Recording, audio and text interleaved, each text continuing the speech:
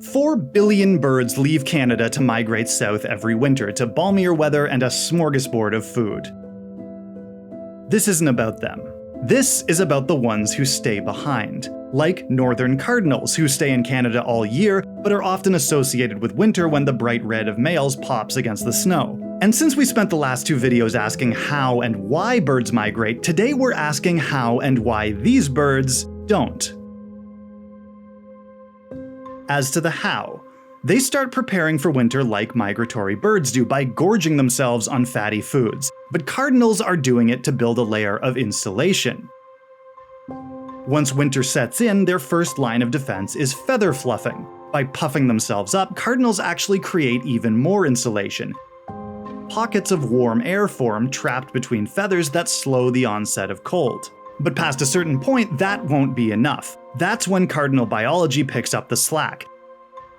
Their blood flows really quickly, so it doesn't lose a lot of heat as it circulates. And if they need to, cardinals can restrict their blood flow to favor their core over their extremities. And if that's not enough, they can also shiver. But rather than outwardly shaking, they activate opposing muscle groups to create specific internal contractions that generate and retain heat more efficiently than human shivering. And they can up their odds by huddling together for warmth and hiding in conifers to cut down on the wind. So cardinals have an arsenal of tricks against the cold. And that answers how they stay north all winter. But we're left with why.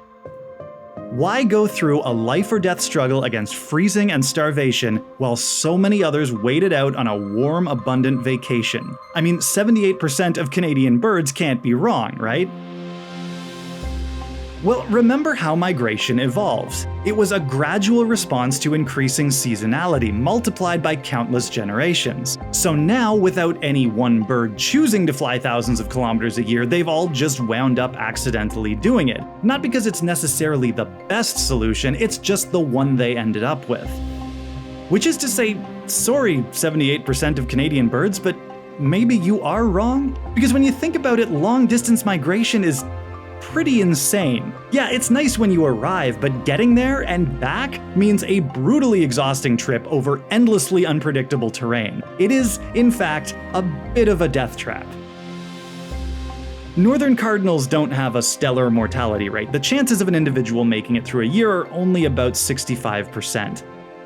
And yet, for a bird making a long migration twice a year, that survival rate is a coin toss, 50%. In a study on migratory raptors, mortality was 6 times higher during migration than the rest of the year.